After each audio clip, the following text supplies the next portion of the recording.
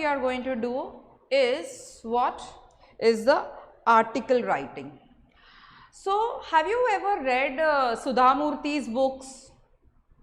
Sudha Murthy सुना है ना, नाम तो सुना है ना, philanthropist Sudha Murthy. She has written a number of books, right? उसमें से 80% of her books are hit books, right? लेकिन उसके जो books है उसका फीचर क्या है? उसका फीचर है वेरी सिंपल. फिक्शन बुक्स लिखे हैं, नॉन फिक्शन बुक्स लिखे हैं उसने. ओके, सो उसके फीचर्स क्या है? उसके फीचर्स है इज इट स्टार्टिंग? सो इसके फीचर्स क्या है कि बहुत ही simple language, very simple language and anybody can understand. Okay, lucid language, simple language. So every book of hers is very very easy to understand. So in this article writing section we are going to talk about the write-ups written that we can write, how to write the write-ups. Okay, या फिर हम किस तरीके से हमारे write-ups को engaging कर सकते हैं, इंटरेस्टिंग बना सकते हैं. Okay, so here is the introduction. Article writing is the process of creating a non-fiction text about topics that can vary from very serious to the ordinary. For example, the new education policy, उसके ऊपर कुछ articles आए थे, right? या फिर there had been some articles. You can find articles on sports, you can find articles on beauty, you can find articles on anything. Articles can be written on any topic. आपके पास topic होना चाहिए और आपके पास में language होना चाहिए, and you can write articles. Okay, so an article is a piece of writing mainly intended to be published in a newspaper, magazine or a journal and has a wide audience. Audience का मतलब जो उसको पढ़ने वाले हैं या जो आपको सुनने वाले हैं, दे आर ऑडियंस. आपका टारगेट ऑडियंस आपको मालूम होना चाहिए. जैसे सुधा मूर्ति ने बुक्स के ऊपर, किड्स के ऊपर बुक्स लिखे हुए हैं, किड्स के लिए बुक्स लिखे हुए हैं, छोटे बच्चों के लिए बुक्स लिखे हैं, बड़ों के लिए बुक्स लिखे हैं. If you see Shashi Tharoor's articles, Shashi Tharoor is a politician, you know that, right? उसका अगर आप इंग्लिश सुनोगे तो it is highly superfluous language. He has a wonderful vocabulary. Okay, उसकी vocab तो बहुत ही अच्छी है, उसका accent अच्छा है, उसका बोलने का तरीका अच्छा है, उसका overall language बहुत ही beautiful है, right? तो it depends कि हम किसके बुक्स पढ़ना चाहते हैं और लिखने वाला किसके लिए लिखने वाला है. Okay, so it can be about politics, it can be about health, it can be on politicians, article can be on politicians, it can be on entertainment, it can be about technology, anything, anything. Okay, so it is essential that the language used is interesting yet simple and includes stories, anecdotes and facts to keep the readers engaged. हम कुछ भी read करते हैं, अगर हमें वो not very interesting लगा तो हम उसको इमीडिएटली चेंज कर देते हैं. तो आर्टिकल का बेसिक मोटिव ये होना चाहिए कि ऑडियंस को हमें क्या रखना है, एंगेज रखना है. Clear till here, right? Late us go further. What an article does. Article क्या करता है? Can offer suggestions and advice, can bring about a comparison, can simply amuse and entertain people, can enable readers to think and influence, and can offer opinions, arguments or counter arguments. So basically article जो भी है, कोई भी article है, times of India is a very good, has got very good striking articles. अगर आप times of India को regularly follow करते हो, आप सिंपली यहाँ पे TOI का ऐप भी डालोगे तो आपको बहुत सारे, इट्स नॉट नेसेसरी कि अब हमारे को एक न्यूज़पेपर हार्ड कॉपी में ही चाहिए. We can always keep on exploring ourselves to different writings, right? या exposing ourselves to different writings, correct? तो एज आई सेड कि can offer suggestions and advice. हमें आर्टिकल्स जो है वो बहुत सारा हेल्प करता है. क्या क्या हेल्प करता है? कि it influences our thought process. हमारे सजेशंस और एडवाइस किस तरीके से देता है कि हमारा थॉट प्रोसेस को वो एक्टिवेट करता है. नहीं ये ऐसा होना चाहिए, ऐसा क्यों इस बंदे ने लिखा है, हो सकता है इससे कुछ अलग लिख सकता है करके. We keep on thinking, right? Then it can provide information on various topics also. Okay, कोई जैसे कि मुझे पसंद है फिटनेस के बारे में, because I am a fitness freak, right? तो मुझे फिटनेस के ऊपर बहुत कुछ पढ़ना पसंद है, डाइट के ऊपर बहुत कुछ पढ़ना पसंद है. सो अब मेरा फ़ोन में कुछ भी फ्लैश होता है तो डाइट के ऊपर से फ्लैश होता है, ओके, फिटनेस के ऊपर से, and I do read it. Okay, so can simply amuse and entertain people. हमें लाइक यू नो बहुत सारी चीज़ें होती है ऐसी जो हमें एंटरटेनमेंट दे सकती है, तो एंटरटेनमेंट के लिए हम आर्टिकल्स पढ़ते हैं. Can enable readers to think and influence. Okay, तो इन्फ्लुएंस किस तरीके से कर सकते हैं? जैसे कि हमें अगर कुछ आर्ग्यूमेंट है किसी इवेंट के बारे में, राइट, वो इवेंट हमें इन्फ्लुएंस कर रहा है, जो लिखा हुआ है, अपने आर्टिकल जिस इवेंट के बारे में पढ़ा है वो हमको इन्फ्लुएंस कर रहा है, हमें सोचने का मौका दे रहा है कि ये ऐसा होना चाहिए, ऐसा नहीं होना चाहिए, and all that. Okay, so let us go to the further slide. Format of an article. हमने देखा था, रिपोर्ट राइटिंग किया था, करेक्ट? तो रिपोर्ट राइटिंग के जैसे ही इसका आर्टिकल का भी एक फॉर्मेट है. तो आर्टिकल का फॉर्मेट क्या है? सबसे पहले होना चाहिए हेडिंग या टाइटल. हेडिंग कैसा होना चाहिए? आई कैचिंग होना चाहिए. So if you read one small sentence of that particular article, एक जो मेन सेंटेंस है उसको रीड करते ही हमारे अंदर क्या आना चाहिए? दैट इंटरेस्टिंग वे आना चाहिए कि हाँ ये तो बहुत बढ़िया ही होगा, इसको मुझे पूरा का पूरा पढ़ना है करके. Then you have a byline. Byline is the writer's name. Of course it has to be mentioned, the author, it is the author's right to be mentioned his name, right? So byline is the author's name. Then you have the introduction. Now where is this byline to be written? Byline, that means the writer's name is to be mentioned under the title towards the right. Okay, yeah, मतलब आपने एक yes title लिखा, उसके नीचे right hand side पे लिखेंगे, next line पे, हाँ नेक्स्ट लाइन पे राइट हैंड साइड पे. Okay, for example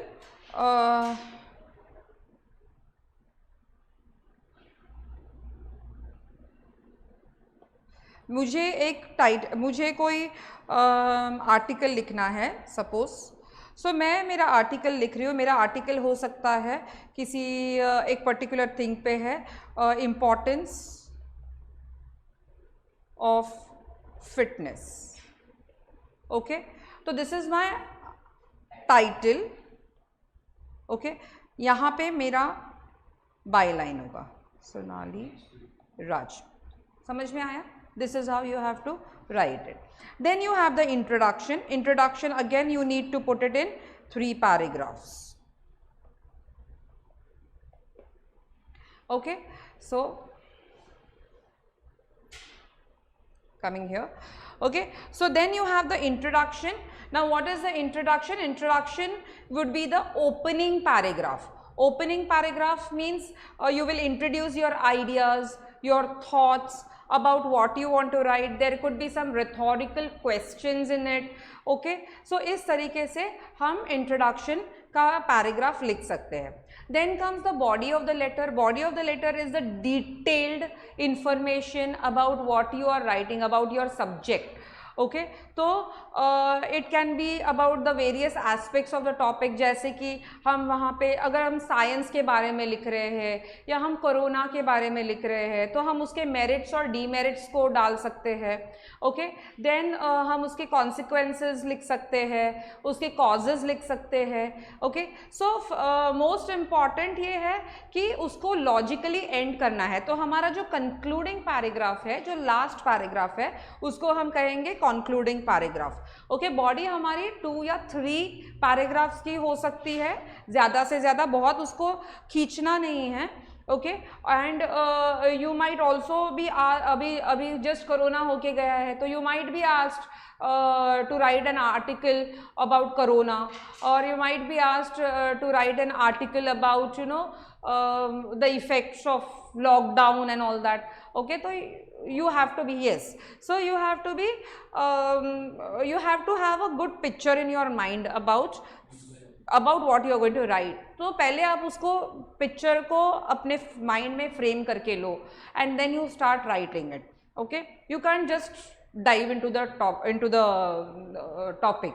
Okay, next, conclusion, a formal and logical end to the above written content, a summary of all that has been included in the article. One may conclude with the final opinion, recommendation or a comment expressing a hope, a warning, an appeal or a call for action. Okay, so in this concluding paragraph, it is necessary, first important thing is that कि logical ending होना चाहिए और summary of what you have been trying to point out. आपको क्या point out करना है, final central idea क्या है, वो concluding paragraph में आना चाहिए. Okay, then you can also have the closure by asking for a call for action. क्या लगता है तुम लोग, जैसे कि डिफॉरेस्टेशन के बारे में आपने कुछ लिखा है.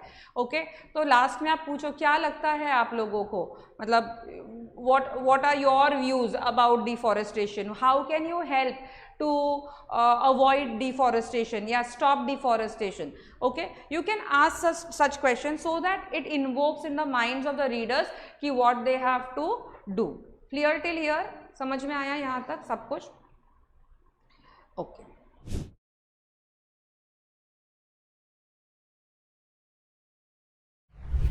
now points to remember. What are the points to remember? The topic should be unique and relevant.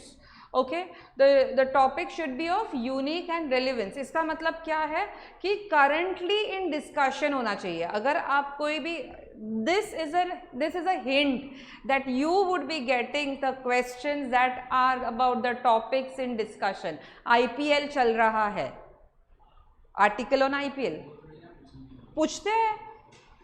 I have the last year's previous papers जिसमें आया हुआ है IPL. Look into your book, there is a question paper. वो भी हो सकता है. Yes, that can also be one of the topics. That's what I'm telling you, no, कि there could be any topic. Okay, so currently in discussion related to the current affairs. So be very knowledgeable about the current affairs also that is going on. Then know your target audience. बहुत important है कि तुम किसके लिए, like you know, there are some fitness freaks who write only about fitness. Okay, and people like me follow them. Okay, yes, तो हम लोगों को क्या चाहिए, कुछ नया चाहिए, कुछ अच्छा चाहिए, कुछ एक्साइटिंग चाहिए. हम देखेंगे कि यार वही डाइट बार बार डाल रहा है, चलो इसको भी छोड़ दो, है ना, and we switch to another.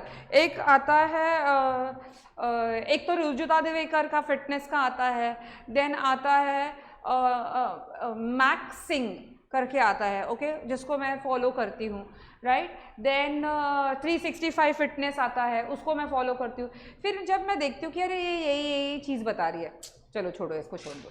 Okay, तो हमें हमारे टारगेट ऑडियंस को छोड़ना नहीं है, इसके लिए हमको उनके मुताबिक लिखना है कि उनके क्या एक्सपेक्टेशंस है. Then identify the aim of writing the article to advise, inform, entertain, compare, describe etcetera. कि आप किसके लिए, what exactly you want to do. If you are comparing, keep your whole article in the form of that comparison.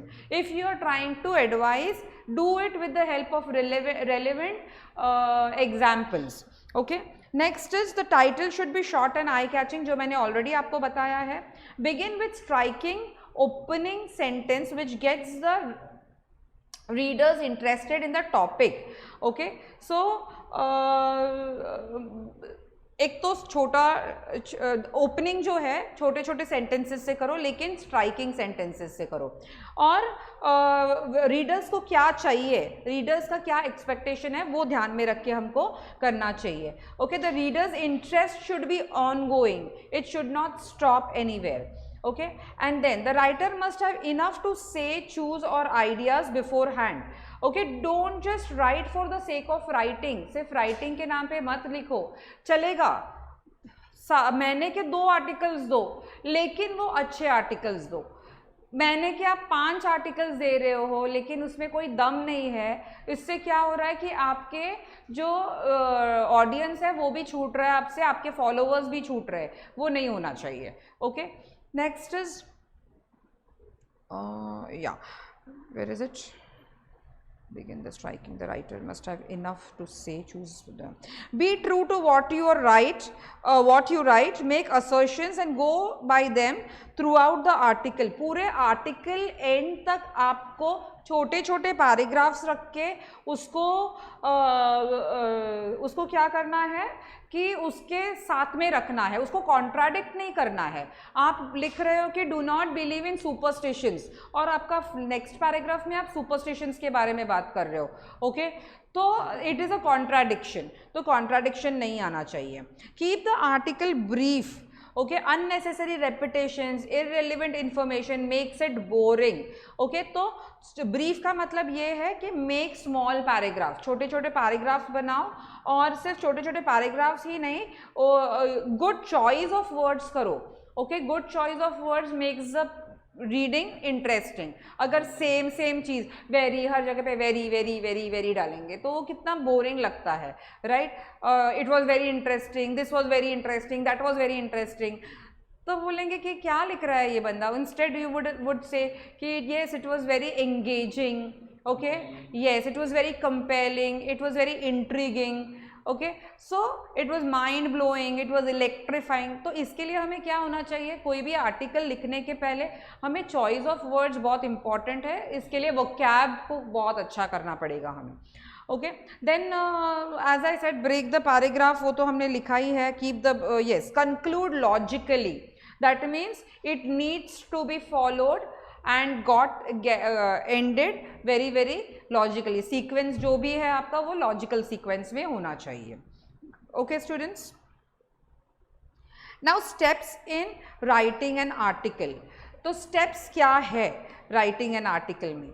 Okay सबसे पहले तो हमें identify करना है टारगेट ऑडियंस को. हमें अपने आप को क्वेश्चन पूछना है. We need to ask our own self a question, whom am I writing for? Am I writing for the college students?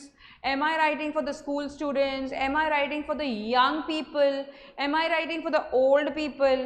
Right? So we need to understand our audience before we start any kind of writing. So we begin. We should begin to start the process of writing by understanding our audience. Identify the target audience, that is students के लिए लिखना है, किसके लिखना है. Second identify the purpose of writing. हमें purpose of writing बहुत important है कि किसके लिए लिखना है. What do you want to convey. You want to convey something to the students about some careers. For example I am going to write an article on CA. Okay या careers in commerce. मुझे careers in commerce के बारे में suppose कोई article लिखना है तो मैं पहले क्या लिखूंगी कि I will tell what is commerce about, what are the careers. For example, you can become a chartered accountant, you can become a company secretary, CMA कर सकते हो, right? All these things you can tell the person, right? So identify the aim of writing. Is your aim to advise, suggest, inform, compare or contrast? Okay, then you have to decide the factors in the way you have to put the layout of your article. कि पहले आप layout डालो. Layout मतलब क्या, mind mapping किया था हम लोगों ने, है ना, माइंड मैपिंग. वो माइंड मैपिंग के हिसाब से एक छोटा सा फ्रेम बना के लो. Yes careers in commerce. Okay तो 4 बार किए हम लोगों ने. हाँ career counselling is a totally different thing. हम करियर इन कॉमर्स की बात कर रहे हैं. हाँ करियर काउंसलिंग लोग ऐसे ही करते हैं. ओके तो ऐसे हमें अपने आप को क्या करना है, तो स्पेसिफिक वाइड ऑडियंस, कौन सा ऑडियंस है, क्या है, ये हमको जानना बहुत ज़रूरी है. Okay then you have to collect and select the information. Collection is just not all, उसको सिलेक्ट भी करना है. मैंने बहुत सारा मटेरियल कलेक्ट किया बट क्या मैं वो सारा मटेरियल डाल सकती हूँ और पूरा वो खिचड़ी बना सकती हूँ आर्टिकल की? नहीं, वो एकदम बोरिंग लगेगा, कोई पढ़ेगा भी नहीं. उससे अच्छा कलेक्ट तो करो पहले मटेरियल और फिर बाद में उसको सेग्रीगेट करो, सिलेक्ट करो कि मुझे क्या चाहिए इसमें से, क्या मुझे यूज़ करना है और क्या मुझे डिलीट करना है या अवॉइड करना है यूज़ करना. Organise the information sequentially and logically. बहुत इंपॉर्टेंट है कि हम हमारे इंफॉर्मेशन को क्या करेंगे, लॉजिकली डालेंगे. जैसे कि करियर्स इन कॉमर्स का अगर मैं लिख रही हूँ तो मैं पहले लिखूँगी CA बनने के लिए कौन से एग्जाम्स देने हैं, राइट? फिर मैं लिखूंगी कुछ और, फिर मैं लिखूंगी कुछ और बाद में नीचे लिखूंगी the careers in commerce are CA, CS, this. तो वो लॉजिकल, हाँ, कंक्लूडिंग लाइन में लिखूंगी तो it is not logical, no, this has to come in the first line, right? Then you segregate them, tell them what are the how is CA exams to be taken, how are CS exams to be taken, how is CMA exams to be taken, etc. Then you give it in a proper order, only then people will understand ki what is happening, right? So this is about the organizing, and then write the article. So when you are writing the article, you have to be very selective about the way you are writing, okay? It can be a formal article, it can be a semi-formal article, or it can be an informal article, okay? So you have to understand depending on your intended audience, okay? So everything that you write must speak to the writers. कभी कभी हमें feel आता है, कभी novels पढ़े हैं या फिर कोई स्टोरी बुक्स पढ़े होंगे, स्टोरी बुक्स जब हम पढ़ते हैं तो वो इमेजेस हमारे आंखों के सामने डांस करते हैं, अगर वो बुक उतनी अच्छी होगी तो, राइट? तो the images have to form, ऐसा लगना चाहिए कि ये रिटर्न वर्क नहीं है, ये बंदा मेरे साथ में बात कर रहा है करके, समझ में आ रहा है? तो this is how an article is to be written.